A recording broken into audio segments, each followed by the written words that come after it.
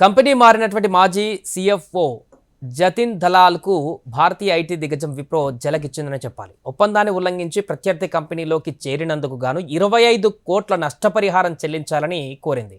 అంతేకాకుండా వడ్డీ కూడా కట్టాలని కోర్టులో దావా వేసింది. కాగ్నిజెంట్లో చేరిన తమ మాజీ సిఎఫ్ఓ జతిన్ దలాల్పైన ఐటీ కంపెనీ విప్రో బెంగళూరులోని సివిల్ కోర్టులో ఇటీవల దావా వేసింది.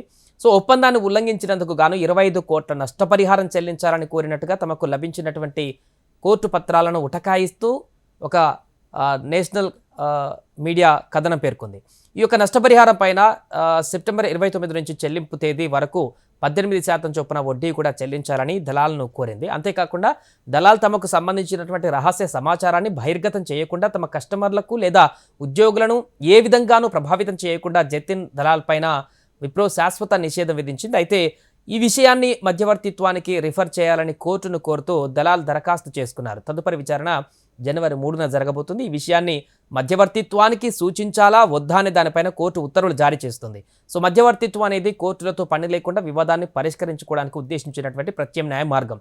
ఎంప్లాయ్మెంట్ కాంట్రాక్టులో దీనికి అవకాశం ఉండే ఈ పద్ధతిని ఉపయోగించుకోవచ్చు. జతిన్ దలాల్ డిసెంబర్ 1న కాగ్నిజెంట్లో సిఎఫ్గా చేరారు.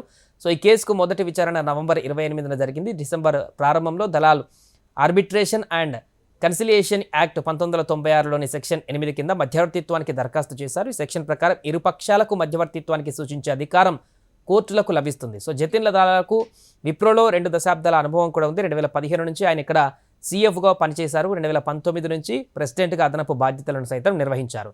కాగ్నిజెంట్లో ఆయన వీసా ఫార్మాలిటీస్ పూర్తయిన తర్వాత యుఎస్ లేదా యూకే వెళ్తారని కూడా తెలుస్తోంది.